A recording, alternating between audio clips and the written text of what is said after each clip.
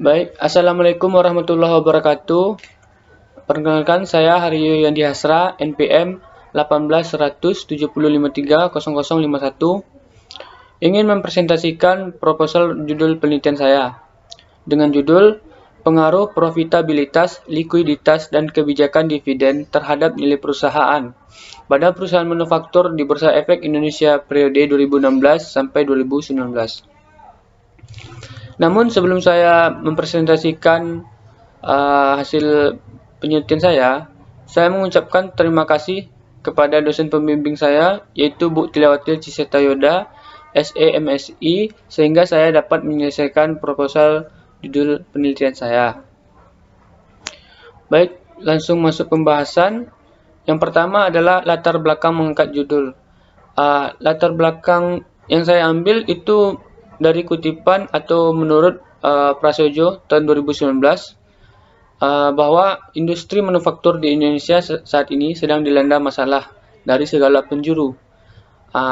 Faktor yang pertama yaitu faktor internal. Faktor internal industri padat karya ini tertekan oleh beberapa ketidakberpihakan regulasi.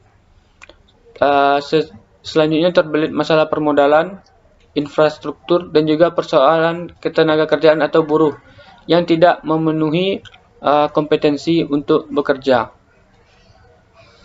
Sementara dari faktor eksternal, krisis finansial di Eropa dan Amerika Serikat telah memukul kinerja ekspor produk manufaktur dan saat ini menghambat produksi. Karena produksi bahan-bahan baku kita masih tergantung pada produk impor, dan juga bahan penolong kita masih tergantung pada produk-produk impor. Selanjutnya fenomena masalah. Di sini ada tabel pergerakan nilai perusahaan manufaktur tahun 2016 sampai 2019 dalam persentase. Nah, dari tabel di samping terlihat bahwa nilai perusahaan dari tahun ke tahun tidak menentu, selalu mengalami perubahan atau fluktuatif. Fluktuatif maksudnya kadang naik, kadang turun, sehingga tidak stabil. Di mana pada tahun 2016, perusahaan manufaktur nilai rata-rata nilai perusahaannya yaitu sebesar 11,16%.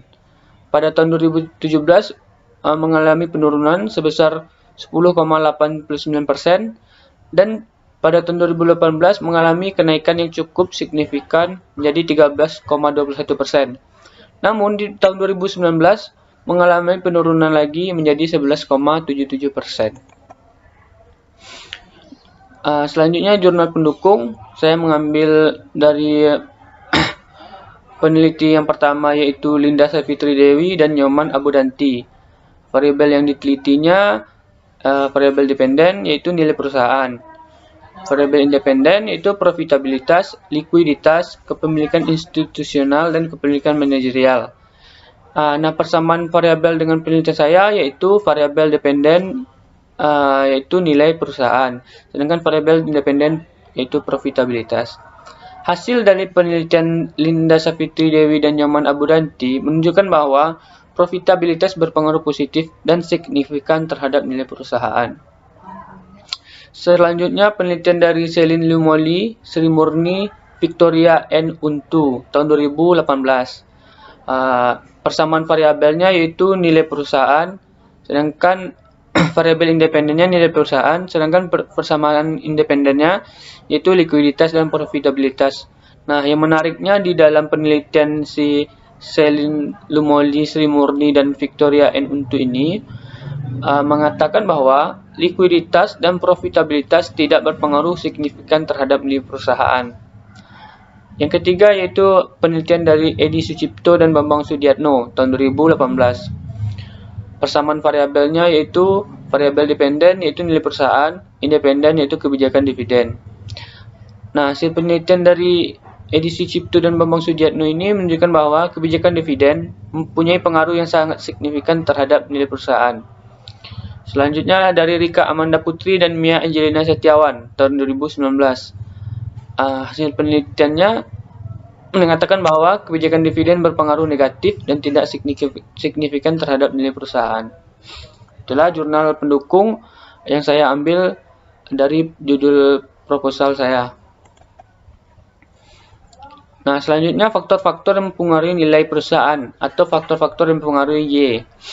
Menurut Braham and Houston, ada beberapa faktor. Yang pertama, rasio likuiditas menunjukkan hubungan kas dengan aset lancar perusahaan lainnya dengan kewajiban lancar.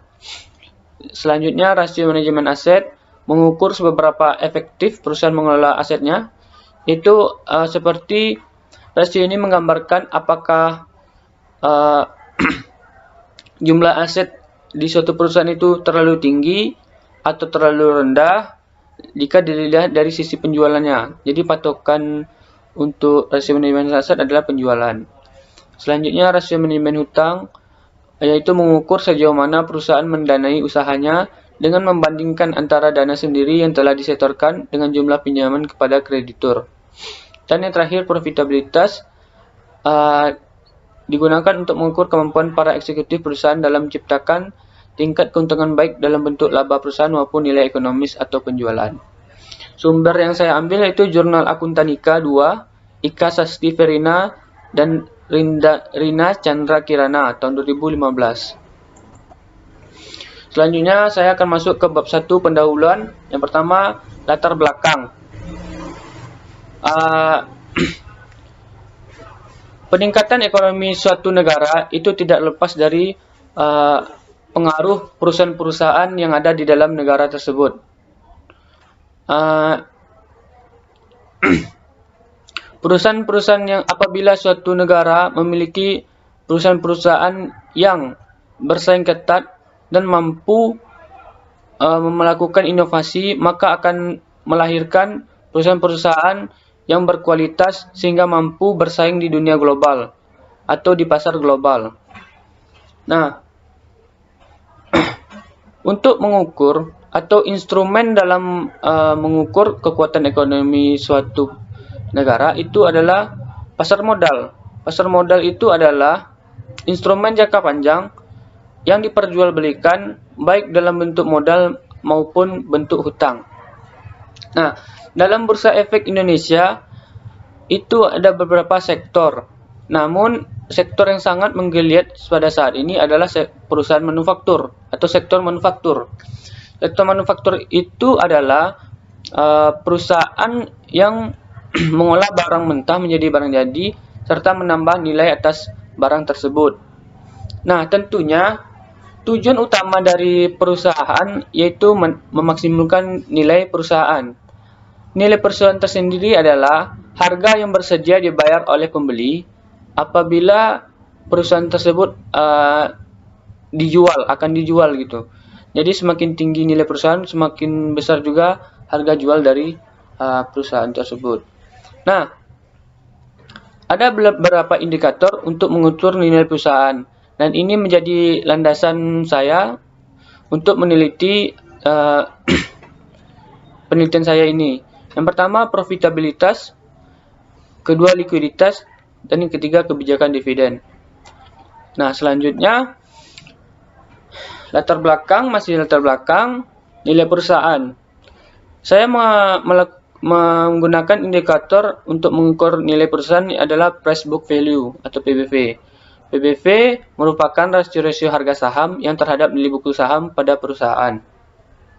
Selanjutnya, profitabilitas merupakan rasio yang mengukur kemampuan perusahaan dalam menghasilkan keuntungan dari kegiatan bisnis yang dilakukan. Hasilnya, investor dapat melihat seberapa efisien perusahaan menggunakan aset dan dalam melakukan operasi untuk menghasilkan keuntungan. Selanjutnya, likuiditas. Likuiditas ini menjadi perhatian serius pada perusahaan karena likuiditas memainkan peran penting dalam kesuksesan perusahaan. Kenapa begitu? Karena perusahaan yang memiliki likuiditas yang baik, maka akan dianggap memiliki kinerja yang baik oleh investor. Hal ini akan menarik minat investor untuk menanamkan modalnya pada perusahaan. Selanjutnya, kebijakan dividen, yaitu variabel X3, adalah persentase laba yang dibayarkan kepada para pemegang saham dalam bentuk dividen tunai, penjagaan stabilitas dividen dari waktu ke waktu, pembagian dividen saham, dan pembelian saham kembali. Nah, selanjutnya rumusan masalah dan tujuan penelitian. Yang pertama, rumusan masalah. Nomor 1 adalah apakah profitabilitas berpengaruh terhadap nilai perusahaan pada perusahaan manufaktur yang terdaftar di Bursa Efek Indonesia periode 2016 sampai 2019. Yang kedua adalah likuiditas, rumusannya sama. Yang ketiga, kebijakan dividen, dan yang terakhir, apakah profitabilitas, likuiditas, dan kebijakan dividen berpengaruh terhadap nilai perusahaan pada perusahaan manufaktur yang terdaftar di Bursa Efek Indonesia periode 2016 sampai 2019. Yang kedua adalah tujuan penelitian. Tujuan penelitian yang pertama adalah menganalisis pengaruh profitabilitas terhadap nilai perusahaan pada perusahaan manufaktur yang terdaftar di Bursa Efek Indonesia periode 2016 sampai 2019. Yang kedua, likuiditas. Yang ketiga adalah kebijakan dividen, dan yang terakhir menganalisis pengaruh profitabilitas, likuiditas, dan kebijakan dividen terhadap nilai perusahaan pada perusahaan manufaktur yang terdaftar di Bursa Efek Indonesia periode 2016 sampai 2019. Manfaat penelitian yang pertama adalah bagi pihak manajemen. Hasil yang diharapkan mampu memberikan masukan kepada pihak manajemen dalam melakukan strategi yang tepat untuk dapat menetapkan kebijakan-kebijakan yang diharapkan mampu meningkatkan nilai perusahaan. Selanjutnya bagi akademis, hasil penelitian yang diharapkan mampu menjadi sarana dalam menambah wawasan dan ilmu pengetahuan mengenai desain, inovasi produk, dan kualitas produk terhadap keputusan pembelian dengan kepuasan sebagai penentu. Dan yang terakhir bagi penulis sendiri, hasil yang diharapkan sebagai sarana dalam mengembangkan ilmu pengetahuan dan menambah wawasan yang telah penulis atau peneliti peroleh selama kuliah di Fakultas Ekonomi, jurusan Manajemen di Universitas Baitur Rahmah, Padang.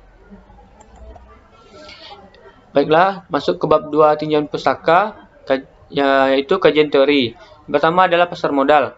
Menurut Undang-Undang Pasar Modal Nomor 8 Tahun 1995, pasar modal adalah kegiatan yang bersangkutan dengan penawaran umum dan perdagangan efek, perusahaan publik yang berkaitan dengan efek yang diterbitkannya, serta lembaga dan profesi yang berkaitan dengan efek. Yang kedua adalah nilai perusahaan. Indikator yang digunakan adalah PBV, Price Book Value, yaitu harga saham per lembar dibagi nilai buku saham. Yang kedua adalah profitabilitas atau X1. Indikator yang digunakan adalah ROE, sama dengan Net Income Tax dibagi Equity dikali 100%. Dan selanjutnya adalah likuiditas. Indikator yang digunakan adalah current ratio, sama dengan current asset dibagi current liabilities. Dan yang terakhir adalah kebijakan dividen. Indikator yang digunakan adalah DPR. DPR dengan rumus DPR sama dengan dividen per share dibagi earning per share. Berikut ada kerangka konseptual dari penelitian saya. Profitabilitas X1 diduga berpengaruh terhadap nilai perusahaan. Likuiditas pada hipotesis 2 diduga berpengaruh terhadap nilai perusahaan. Hipotesis 3, kebijakan dividen diduga berpengaruh terhadap nilai perusahaan. Dan hipotesis 4, profitabilitas, likuiditas, dan kebijakan dividen diduga berpengaruh terhadap nilai perusahaan. Nah, begini hipotesisnya. Namun saya langsung masuk saja ke bab 3 metode penelitian. Yang pertama adalah jenis penelitian. Penelitian ini menggunakan pendekatan kuantitatif berbentuk asosiatif karena dapat menghubungkan atau bersifat menghubungkan antara dua variabel atau lebih.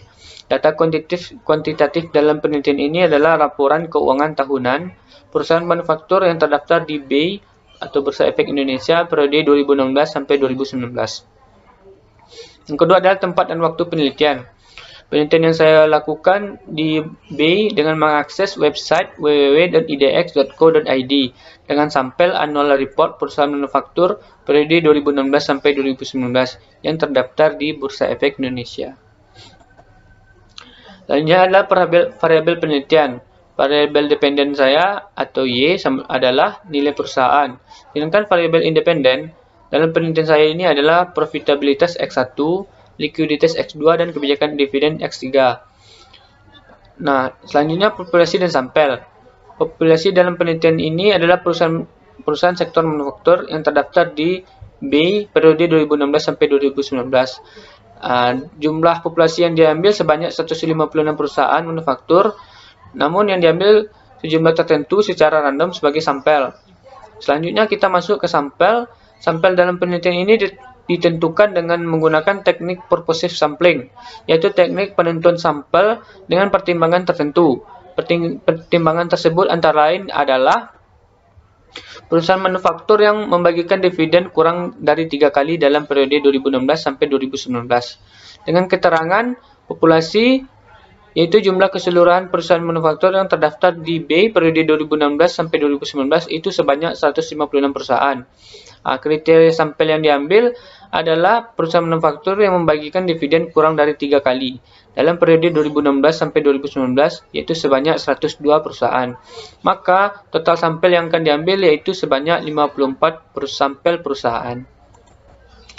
Jenis dan sumber data. Jenis data yang digunakan adalah data sekunder.